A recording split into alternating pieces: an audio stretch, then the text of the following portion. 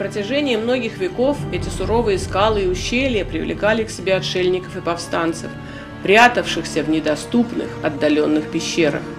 Здесь искали уединения, сюда уходили от неправедности и несправедливости города.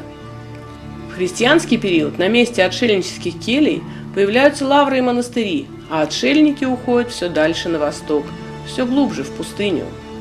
Дорога между Иерусалимом и Иерихоном проходила по единственному в этом районе преодолимому горному склону. Это живописное ущелье Нахаль-Прат. Нахаль-Прат упомянут в книге Иисуса Навина как граница между коленами Иуды и Беньямина.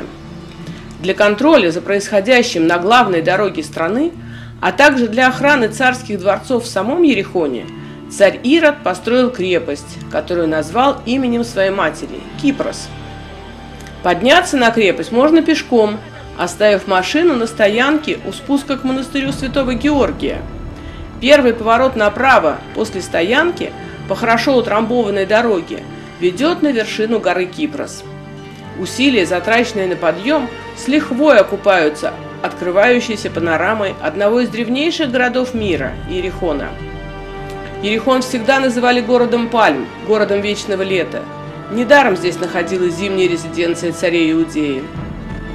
Строительство зимних дворцов в Иерихоне начинается во II веке до новой эры, в правлении Йоханана Геркана, сына Шимона, одного из 5 братьев Маковеев, героев Хануки. Здесь, в одном из дворцовых бассейнов, был утоплен по приказу Ирода Аристабул, последний предсвященник из династии Хасмонеев, родной брат жены Ирода, Мирьям. Иосиф Флавий рассказывает, что в Иерихоне Ирод устраивал публичные суды над своими врагами. Здесь был осужден его старший сын Антипатр.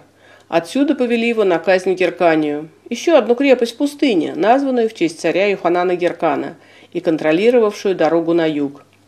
Древняя дорога, по которой Антипатра везли из Иерихона в Герканию, соединяла Иерихонскую долину с холмами Хевронского Нагорья. Сегодня поворот на эту древнюю дорогу с шоссе Иерусалим-Мертвое море отмечен указателем.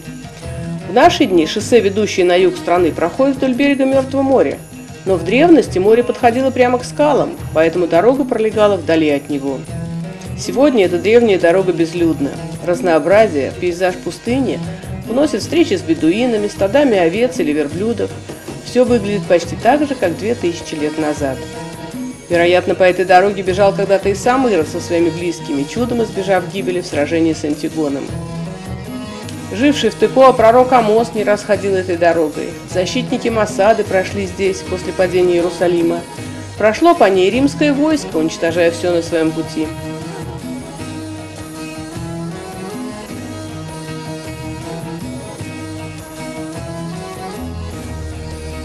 От римских завоевателей до наших дней сохранились очертания военных лагерей у подножия горы Геркания.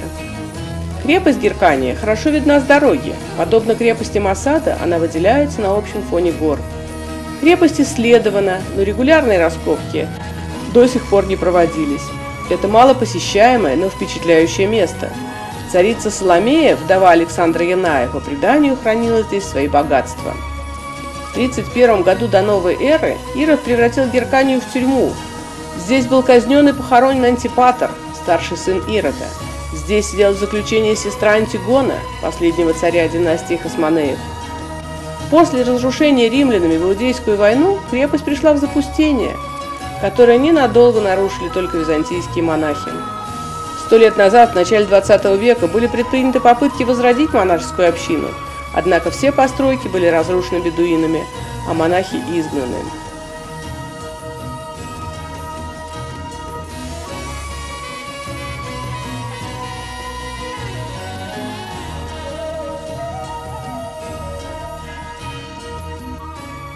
У западного склона крепости сохранился мост с акведуком. Рядом находятся 2 открытых бассейна. Вода поступала с запада по 2 каналам. Один из них начинался от потока Кедрон, а второй в ущелье около горы Мунтар, она же гора Азазель. Гора Азазель – это еще одно удивительное место иудейской пустыни.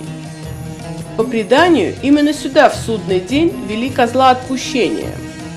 Слово «Азазель» есть в Библии. Оно трактуется как «Эз-Азаль» или в переводе «козел отпущения». В современном иврите выражение «лех ле-азазель» означает «пошел к черту». Для идентификации горы Мунтар с горой Азазель есть основания. Гора находится на правильном расстоянии, примерно 12 миль, к востоку от Иерусалима. У бедуинов эта гора пользуется недоброй славой.